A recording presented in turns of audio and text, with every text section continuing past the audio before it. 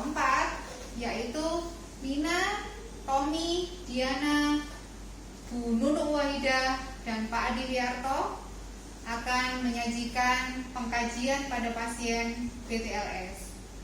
Yang pertama-tama adalah melakukan penilaian awal. Apakah itu penilaian awal? Yang pertama, satu, harus aman penolong. Penolong ini harus kita amankan dulu. Yang dimaksud dengan aman yaitu kita menyiapkan sarung tangan, kemudian apron, dan tentu saja masker.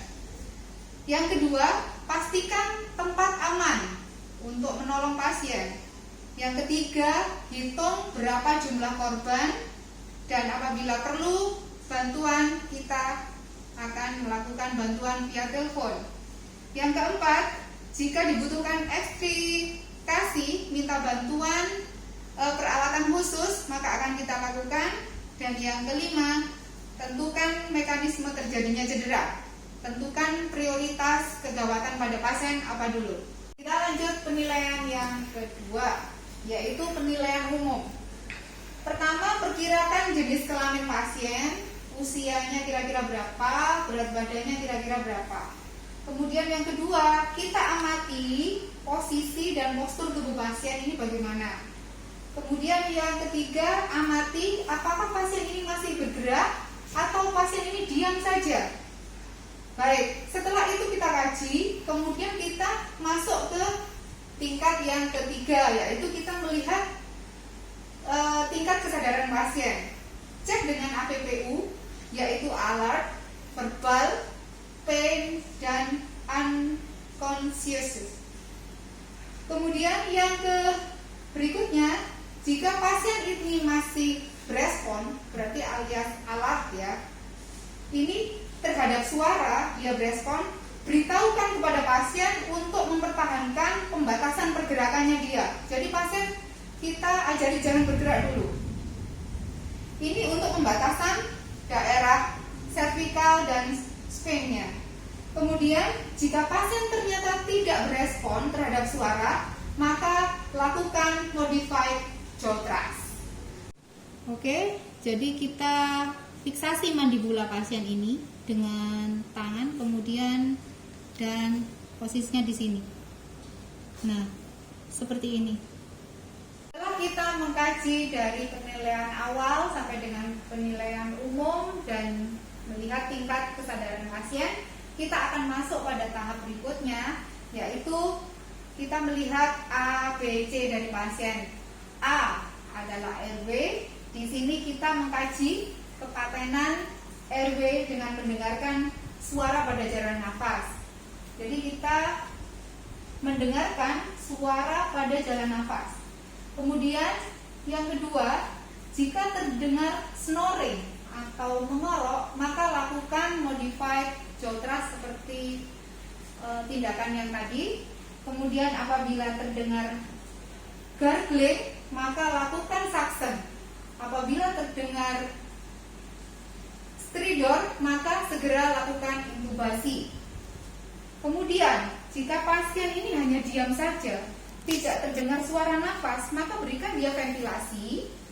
Dan jika tidak berhasil, reposisi airway dan segera fiksasi tulang servikal kembali dengan pasang cervical puller. Kemudian amati suara nafas pasien. Lanjut pada tahap kedua, yaitu B. B adalah breathing. Maka kita akan melihat, mengkaji nafasnya. Jika tidak ada nafas, maka berikan ventilasi 2 kali. Kemudian cek nadi pasien sebelum melanjutkan pemberian ventilasi dengan oksigen 10 kali per menit. Apabila respirasi ini dari pasien kurang dari 8, maka pasien berikan bantuan ventilasi dengan ambu bag. Apabila RR ada, respirasi ada, cepat ataupun normal, maka kita akan memberikan bantuan dengan nasal kanul ataupun O2 NRM. Kita lanjut.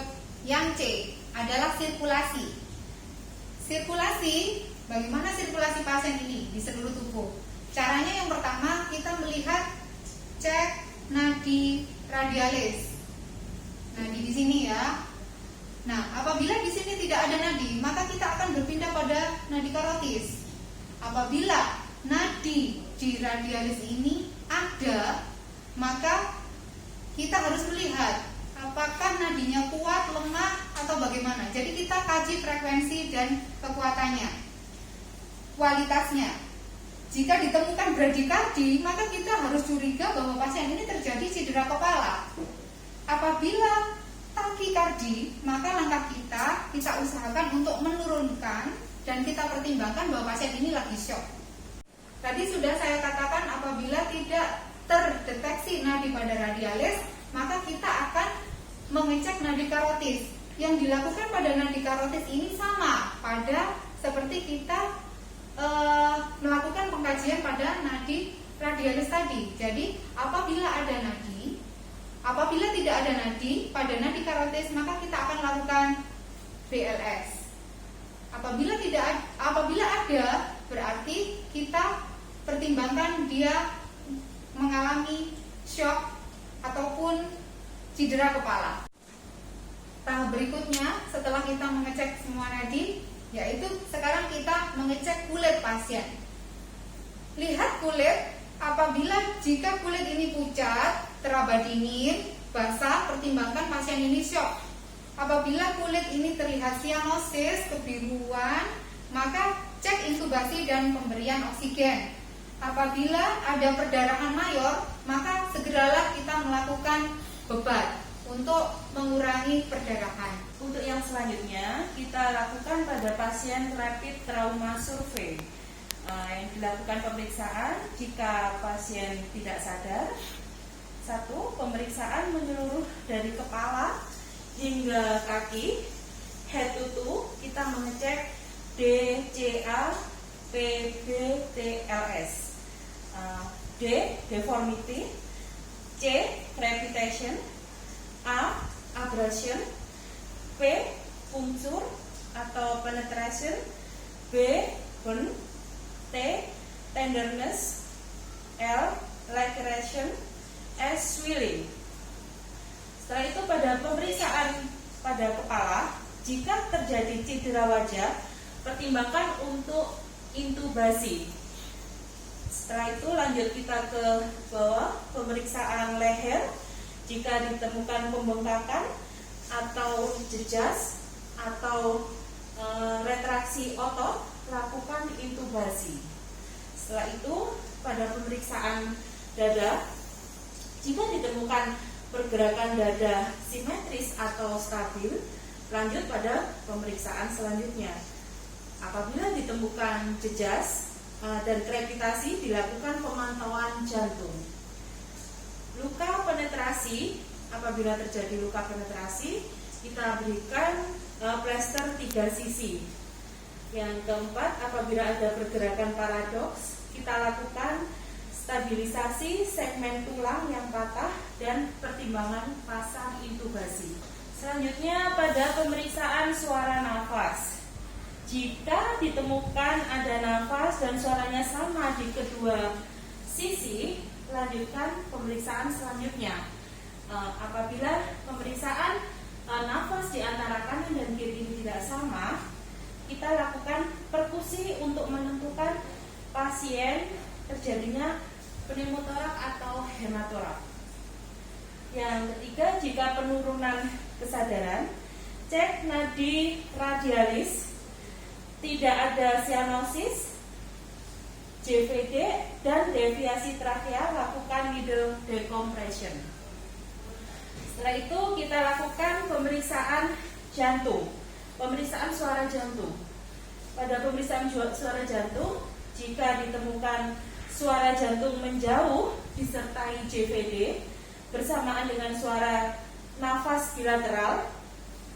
Setelah itu pemeriksaan pada abdomen, daerah abdomen, pelvis, kaki, dan pada bagian atas. Jika di antara ini tadi ditemukan nyeri tekan abdomen, pelvis, tidak stabil atau terjadi fraktur femur, maka pertimbangkan terjadinya shock hipovolemik. Selanjutnya kita periksa tentang PMS. PMS, puls, motorik, dan sensori. Pada ujung ekstremitas, jika ada, lanjutkan pemeriksaan selanjutnya. Jika tidak ditemukan, pertimbangkan cedera spinal. Untuk selanjutnya, kita periksa posterior dengan block roll. Kita buka pakaian daerah belakang. Jika kesulitan, gunting pakaian korban. Untuk selanjutnya, identifikasi cedera yang terjadi, periksa jejas luka-luka perubahan bentuk tulang dari kepala hingga kaki, bagian belakang, dan pasang long backboard. Pasien dikembalikan posisi semula. Setelah itu berikan selimut untuk mencegah hipotermi. Yang selanjutnya kita catat kelainan terutama yang mengancam jiwa. Yang selanjutnya kita lakukan focus examination, yaitu kita lakukan pemeriksaan jika pasien dalam keadaan sadar. Yang selanjutnya lakukan pemeriksaan mendalam pada area cedera dengan menerapkan DCAPB-TLS, deformity, crepitation, abrasion, puncture atau penetration, burn, tenderness, laceration, dan swelling. Baik, saya akan melanjutkan, Tommy Hermono, melanjutkan sesi load and go situation. Di sini kita sebagai perawat harus bisa berperan menentukan keputusan apakah korban dalam kategori yang pertama kritis jika semua ABC negatif seperti cardiac arrest, respiratory arrest. Yang kedua, tidak stabil jika ditemukan 2 stout ABCDE negatif, seperti contohnya kesulitan bernafas dan jalan nafas tidak paten, seperti trauma kepala dan cedera dada yang berat, shock nyeri dada yang hebat, luka tusuk pada leher, serta luka bakar lebih dari 10% untuk dewasa. Untuk anak-anak lebih dari 5%. Yang ketiga, resiko tidak stabil jika salah satu dari ABCDE negatif. Contohnya cedera ekstremitas dengan kerusakan saraf. Yang keempat, stabil jika ABCDE positif. Cedera minor tanpa perdarahan mayor. Langkah selanjutnya, segera transportasikan pasien jika ditemukan situasi kritis trauma pada pasien dan lakukan monitoring pasien selama dalam perjalanan. Sesi yang berikutnya, secondary survey, dapat dilakukan di lokasi kejadian atau di dalam ambulan jika kondisi kritis dan harus segera dilarikan ke rumah sakit rujukan. Berikutnya, periksa riwayat sampel pasien dan periksa tanda-tanda vital pasien jika tensi kurang dari 90 mm Hg dan tanda-tanda shock, maka berikan cairan intravena. Berikutnya, periksa suhu RR-HR selama 1 menit. Yang terakhir, periksa situasi oksigen, saturasi oksigen. Terima kasih. Sekian video dari kami kelompok 4.